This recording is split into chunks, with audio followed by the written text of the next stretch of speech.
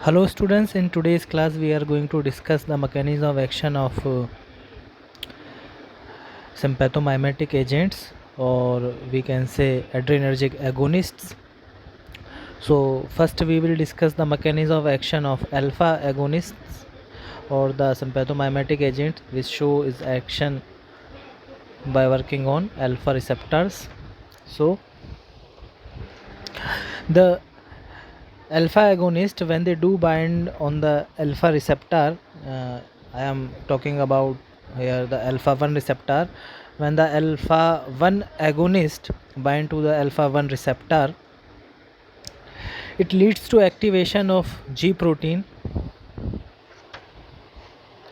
which increases the inositol 1,4,5 triphosphate and diacylglycerol production. These are the secondary messengers associated. So when the agonist bind on the alpha 1 receptor, it increases the production of IP3 and DAG, which leads to mobilization of calcium ions from the intracellular organelles, which leads to activation of calmodulin MLCK, that is myosin light chain kinase enzyme, which leads to the phosphorylation of myosin protein, and which then cause the contraction of the muscle. So this is the mechanism for alpha 1 agonists. So what the alpha 1 agonists do, they when they bind on the alpha 1 receptor, they increases the production of IP3, that is inositol 1,4,5 triphosphate and diacylglycerol, which in turn mobilizes the calcium ion from the intracellular organelles, which lead to activation of myosin light chain kinase, which cause the phosphorylation of myosin protein and which cause the contraction of the muscle. So this is the mechanism of action for alpha 1 agonists. In case of alpha 2 receptors, what actually happens, the prejunctional alpha 2 receptors basically inhibit the neuronal calcium channels and also limit the intracellular availability of calcium ion by decreasing cyclic AMP production. So what the prejunctional alpha 2 receptor do, they simply limit the availability of calcium ion and decrease the production of cyclic AMP, which cause the inhibition of transmitter release. They also cause hyperpolarization through activation of potassium channel. In the gut, alpha 2 receptor activation hyperpolarize the cholinergic neurons, which decrease the release of acetylcholine and reduce the tone of muscle or muscle tone. In pancreatic cells, the stimulation of alpha 2 receptor reduces the formation of cyclic AMP, which decrease the insulin release. So this is the mechanism of action for alpha receptors, which we can summarize in alpha 1 and alpha 2. In alpha 1, what the agonist do? The alpha 1 agonist simply increases the production of IP3 and DAG, secondary intermediate, which mobilize the calcium ion from the intracellular organelles, which lead to the activation of myosin light chain kinase enzyme, and which cause the phosphorylation of myosin protein, which cause the contraction of muscle.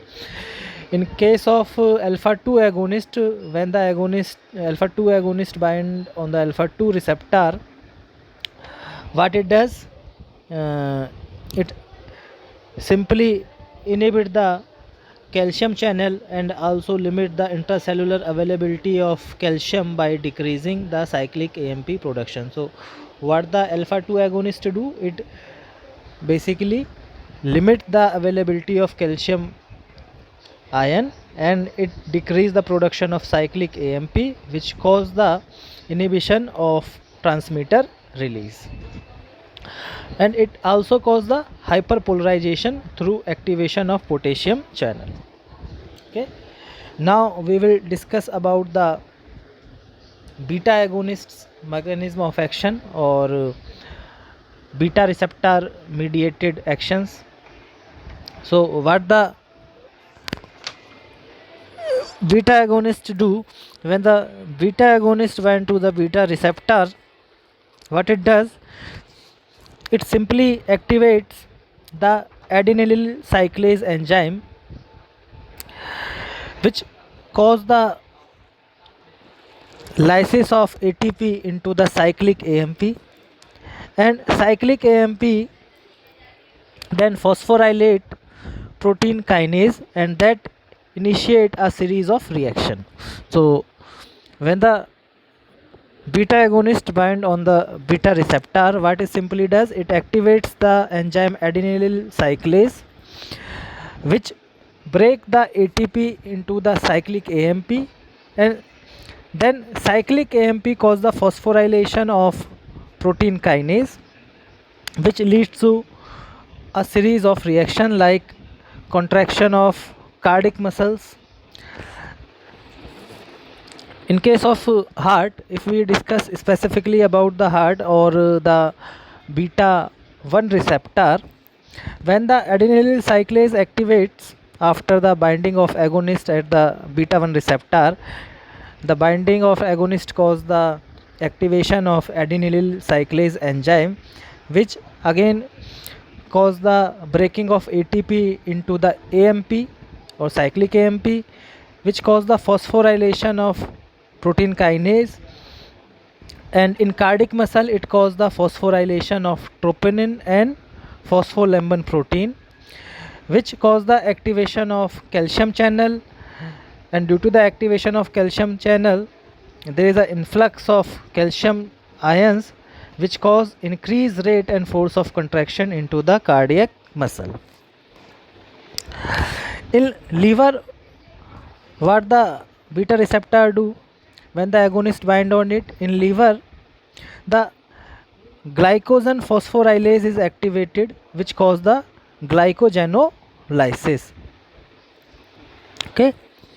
In adipose tissue, what it does, it activate the triglyceride lipase enzyme, which increase the breakdown of lipids from the adipose tissue.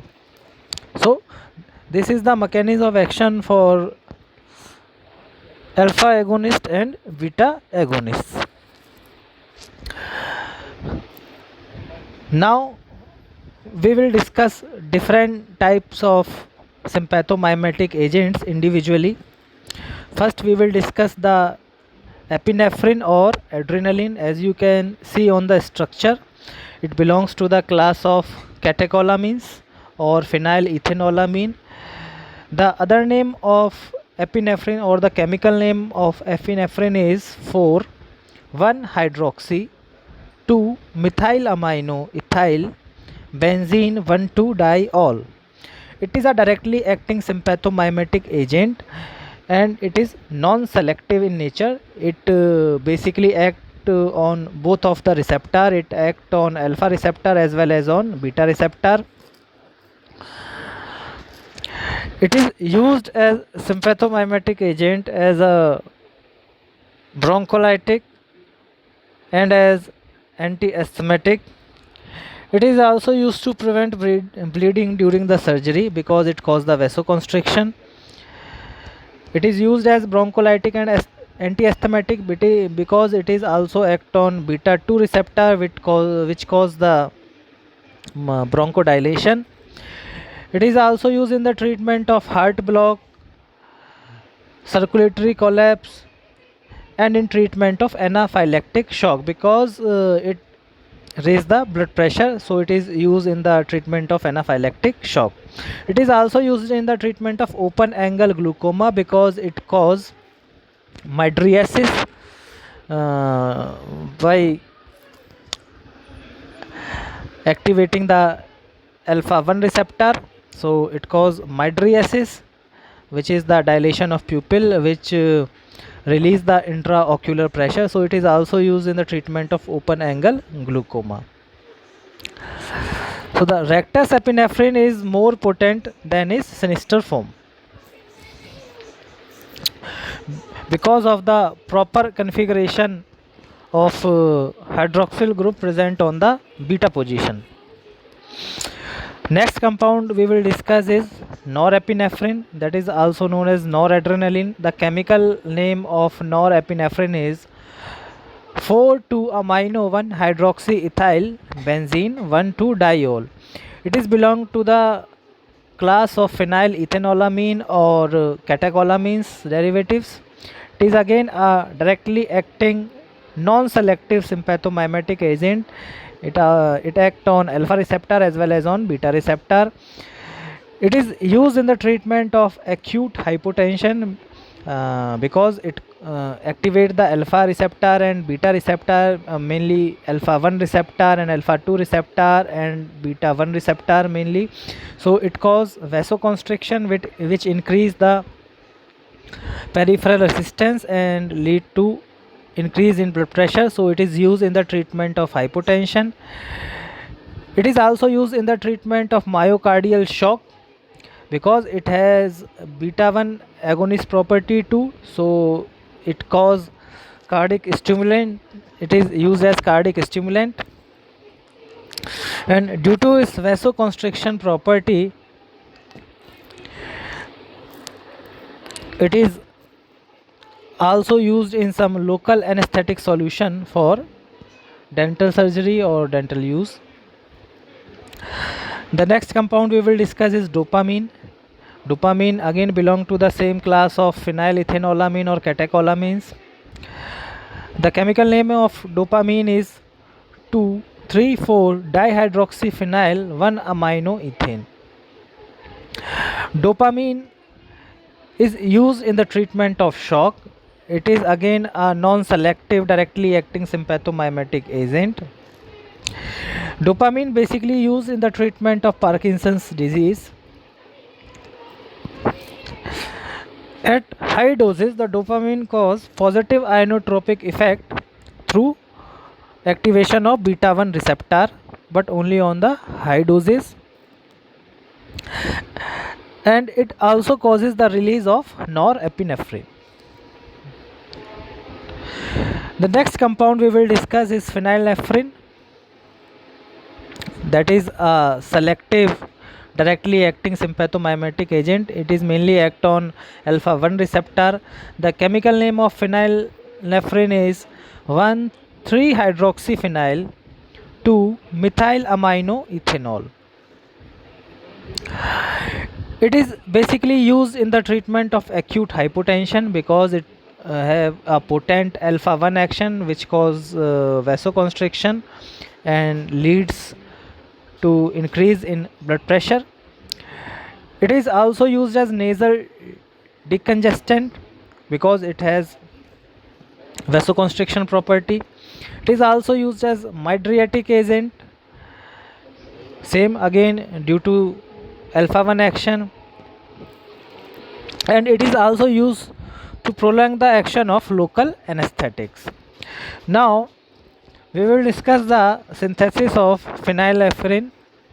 So the synthesis of phenylephrine is start from reaction of 3-chloroacetylphenol with methylamine. In this reaction, the methylamine gets combined with this acetyl group and hydrochloric acid is released in this reaction, and then the intermediate undergoes the catalytic reduction and resolved with decamphor sulfonate. We will get our product, that is phenylephrine. The next compound is salbutamol, or we can say it, the other name is albuterol, and it is a very popular anti-asthmatic drug, and it is a directly acting beta 2 agonist or directly acting sympathomimetic agent that is selective for beta 2 receptor. So the chemical name of salbutamol is 4,2-tert-butylamino 1 hydroxyethyl 2 hydroxymethylphenol. As I have told you, it is a selective beta 2 agonist, and the function of beta 2 receptor is bronchodilation.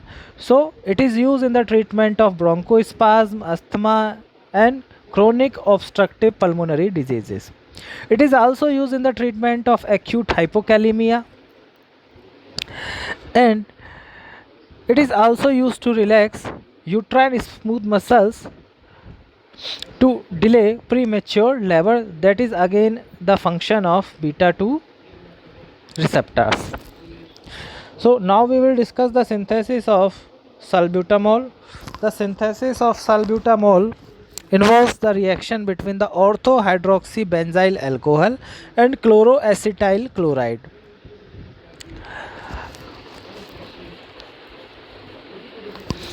This leads to the chloroacetylation of orthohydroxybenzyl alcohol.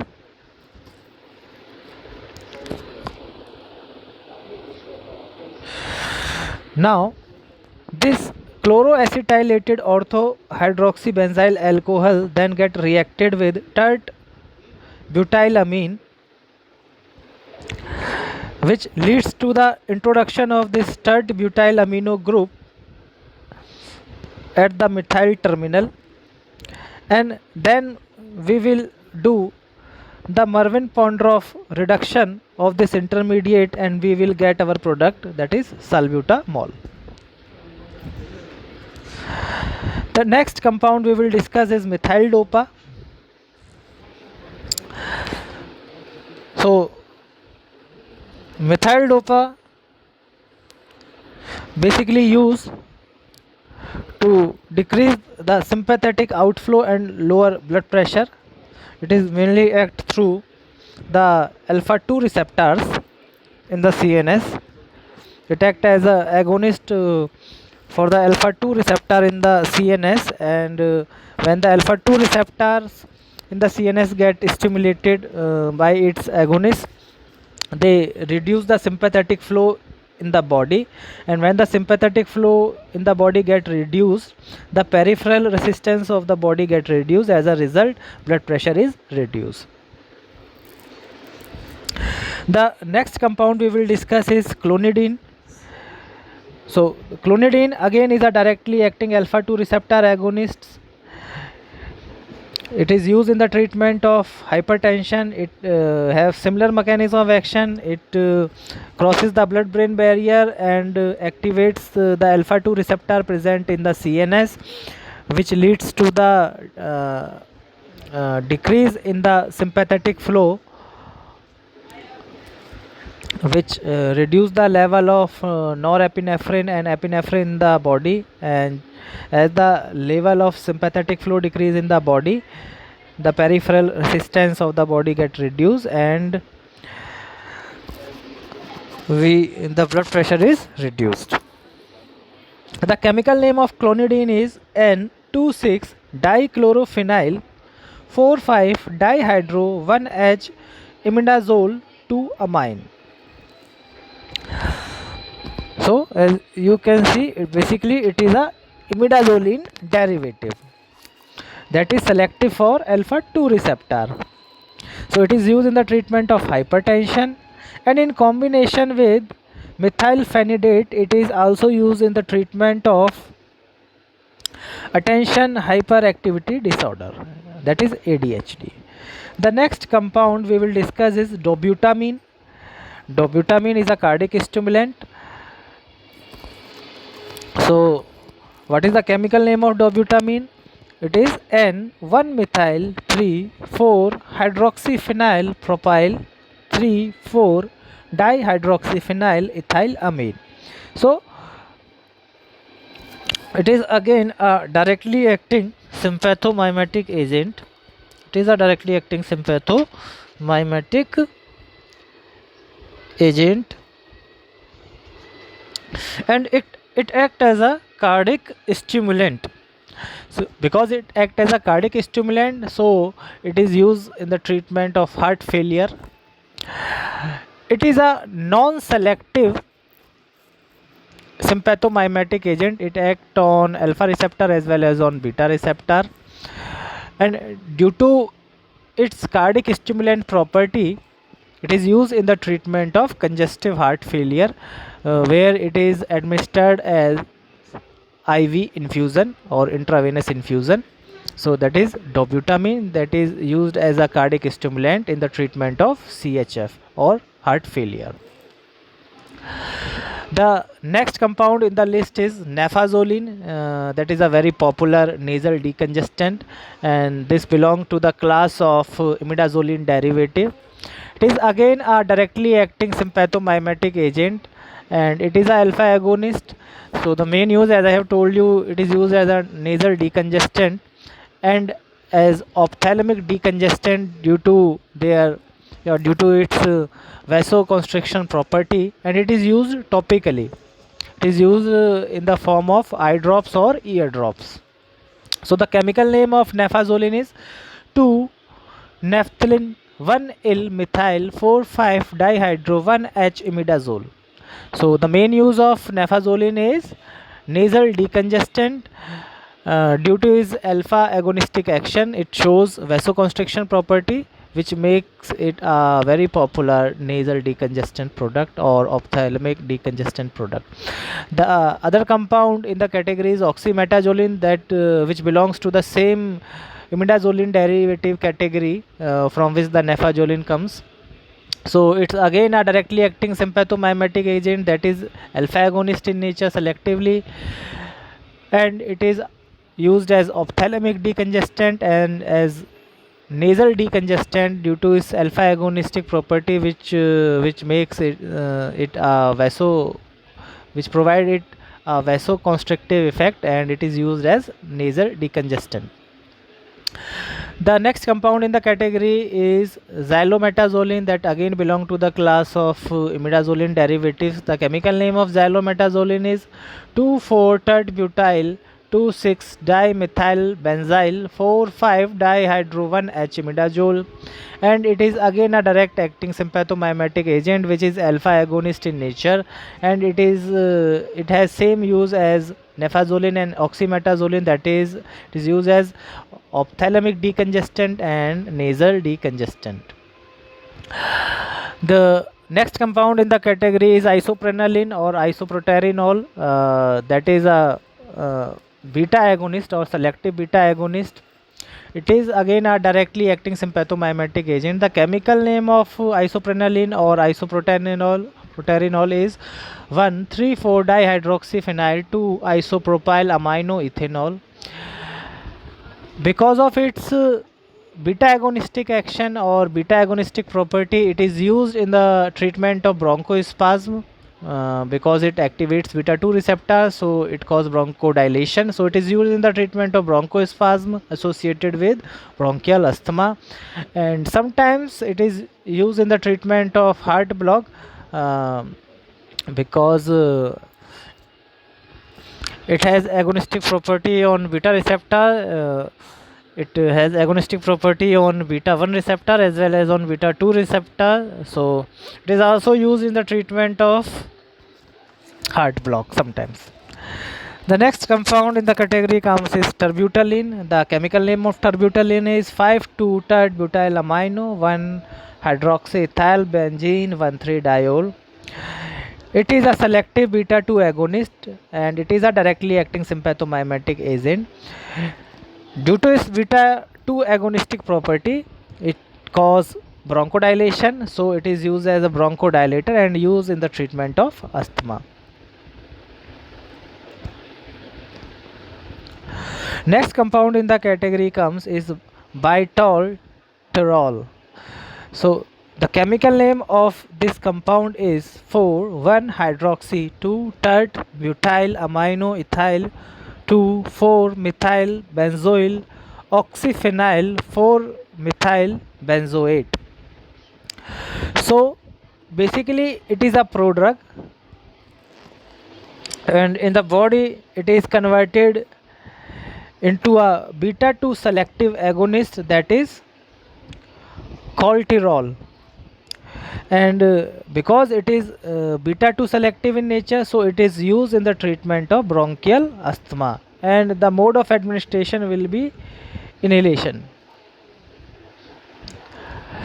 So that is all about the directly acting sympathomimetic agents. Now we will discuss about the indirectly acting agents. Indirectly acting agents are those agents which do not have agonistic property for adrenergic receptor, but what they do, they increase the release of epinephrine or norepinephrine from the presynaptic neurons. So they do increase the release of catecholamines from the neurons, but they do not directly act on the adrenergic receptor. So the first compound in indirectly acting sympathomimetic agent is hydroxyamphetamine. So you can see the structure of hydroxyamphetamine, and the chemical name of hydroxyamphetamine is 3,2-aminopropylphenol. So as I have told you, it is a indirectly acting sympathomimetic drug. What it does, it causes the mydriasis, that is the dilation of pupil. So it is used in eye examination for diagnostic purpose and for surgical procedure. Sometimes it is used in combination with cholinergic blocking agent to produce a profound mydriatic effect. The next compound in the list of indirectly acting sympathomimetic agent is pseudoephedrine. The chemical name of pseudoephedrine is 1R2S. This 1R and 2S representing the configuration of two chiral carbons or two chiral centers. That is, the full name is 1R2S 2-methylamino 1-phenyl propane 1-ol, and it belongs to the class of indirectly acting sympathomimetic agents. It is mainly used as a nasal decongestant, and it is a diastereomer of ephedrine. Next compound in the category is propyl hexedrine. So the chemical name of propyl hexedrine is 1-cyclohexyl 2-methylamino-propane. It is again used as a nasal decongestant, and because it is used as a nasal decongestant, definitely it will show the local vasoconstrictive action on nasal mucosa. That's why it is used as nasal decongestant. Now we will discuss the sympathomimetic agents with mixed mechanism. So these are the agents which have agonistic action on adrenergic receptor, as well as they increase the release of norepinephrine or epinephrine from the neurons. Means they have both kind of mechanism of action. They directly act on receptor, as well as they increase the release of catecholamines from the neurons. So the first compound in this category is ephedrine, a very popular compound. So the chemical name of ephedrine is 2-methylamino 1-phenyl propane 1-ol. So it belongs to the class of mixed action sympathomimetic agent, and it is used in the treatment of allergic disorders, cold, hypotensive state, necrolepsy. It is also used as nasal decongestant, and it is also used as bronchodilator and cardiac stimulant. The next compound in the category of mixed action sympathomimetic agent is metaraminol. So the chemical name of the compound is 3,2-amino 1-hydroxypropylphenol. It is a mixed action sympathomimetic agent, and it is used in the treatment of acute hypotension, and it is used intravenously. So this is the video lecture on mechanism of action of sympathomimetic agents, or the mechanism of action of alpha agonist or beta agonist. And in this lecture we have discussed different sympathomimetic agents belong to the class of directly acting sympathomimetic agents, indirectly acting sympathomimetic agents, and mixed action sympathomimetic agents.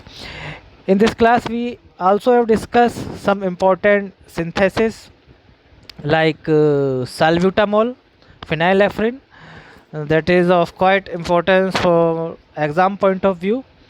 So I hope you like the lecture. Thank you.